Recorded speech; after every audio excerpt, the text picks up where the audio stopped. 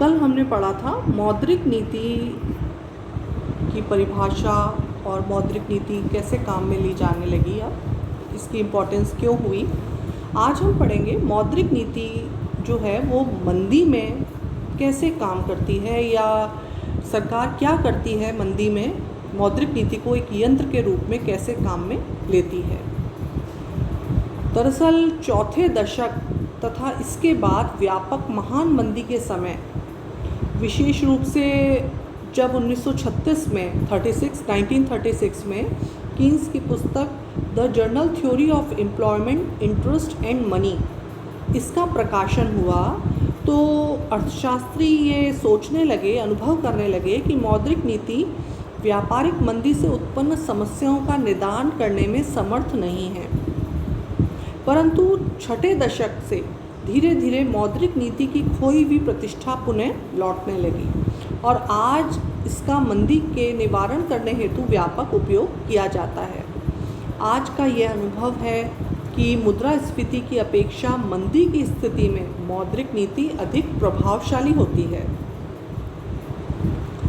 Harry जी Johnson ने बताया कि पहिया पूरा चक्र लगा चुका है तथा वर्तमान धारणा तीसरे दशक में विद्यमान इस विचारधारा के अनुरूप हो गई है कि मुद्रास्फीति की अपेक्षा आर्थिक मंदी को रोकने के लिए संभवतः मौद्रिक नीति अधिक उपयोगी होती है।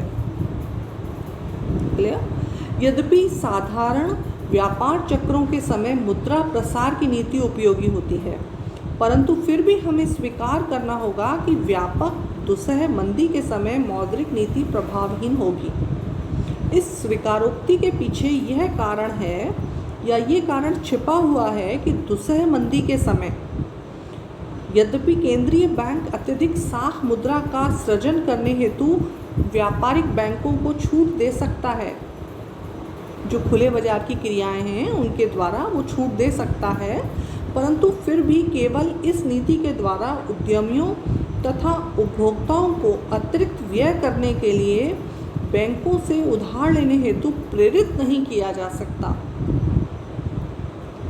आप उन्हें मोटिवेट कैसे करेंगे?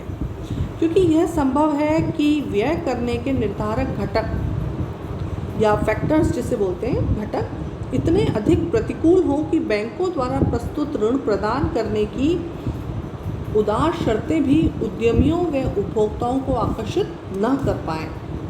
इसके साथ ही जब नए निवेश से प्राप्त लाभ की आशाएं अनिश्चित होती हैं, तो व्यावसायिक फर्में माल जमा करने हेतु अल्पकालीन ऋण नहीं लेंगी। क्यों लेंगी वो?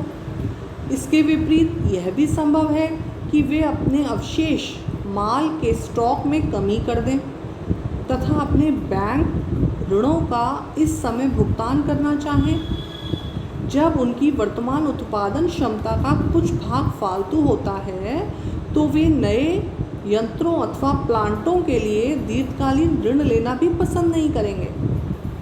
उन्हें मोटिवेट करना बहुत मुश्किल होता है। ऐसी स्थिति में उपभोक्ताओं में भी अनेक बेरोजगार होंगे तथा आय कम होने के कारण वे बैंकों से ऋण लेकर अपने उपभोग व्यय में वृद्धि करना पसंद नहीं करेंगे। ऐसी स्थिति में इसकी अपेक्षा वे अपने उपभोग व्यय में कमी करना, ठीक है, उपभोग व्यय में कमी करना तथा अपने पुराने ऋणों का भुगतान करना ज़्यादा उपयुक्त समझेंगे, ज़्यादा ठीक समझेंगे। जैसी कि कहावत है कि आप घोड़े को खींचकर पानी के समीप तो ले जा सकते हैं, परंतु यदि घोड़ा प्यासा नहीं है तो आप उसे पानी पीने के लिए बाध्य नहीं कर सकते। यही हालत मंदी के समय है। आप घोड़े को ले तो जाएंगे, लेकिन उसे पानी पिलाना बड़ा मुश्किल है। कीन्स का यह मत है कि दुसह मंदी के समय पूंजी की सीमांत दक्षता पूर्णतया समाप्त हो जाती है तथा एक प्रकार से निवेश मांग वक्र विलोपित हो जाता है, जिसके फलस्वरूप बहुत कम ब्याज की दर तथा एवं अधिक उदार शर्तों पर भी बैंकों से कोई ऋण लेने के लिए उपस्थित नहीं होता है। परंतु इस बात से इनकार नहीं किया जा सकता कि दुसह मंदी के समय भी उदार मौद्रिक नीति किसी सीमा तक लाभप्रद हो सकती है। आप निराश तो सरकार नहीं होगी, यद्यपि इसका प्रभाव स्थिति को बिगड़ने से बचाने तक ही सीमित हो सकता है। दुसह मंदी की स्थिति में लागू की गई नियंत्रक मौद्रिक नीति पहले से ही बिगड़ी हुई स्थिति को और अधिक बिगाड़ देगी। दरअसल इसका एग्जाम्पल 1931 में लागू की गई मौद्रिक नीति है, जिसमें जब महान मंदी हुई थी तो उसकी गंभीरता को और बढ़ा दिया था। साधारणतः मंदी के समय में यदि नियंत्रक मौद्रिक नीति लागू कर दी जाए तो सामान्यतया व्यवस्थित ढंग से परिशोधित किए जाने वाले अवशेष माल के लिए भी बैंकों द्वारा उनके ऋणों के भुगतान हेतु तकाजा करते ही हंगामा शुरू हो जाता है। जब व्यापारियों को बड़े पैमाने पर अवशेष माल के परिशोधन हेतु बाध्य किया जाएगा तो इससे मूल्यों में कमी होगी और फलस्वरूप व्यापारिक घाटे एवं दिवालियों की प्रक्रिया आरंभ हो जाएगी, जो पूरी अर्थव्यवस्था में संचयी रूप में व्याप्त हो जाएगी। ऐसी स्थिति में आकर्षक शर्तों पर बैंक साख व्युत्पन्न होगी तो कम मंदी के समय में यह नीति अर्थव्यवस्था में नई चेतना ला सकती है। और मंदी के समय अगर हम मुख्य कार्य सरकार का होता है कि वो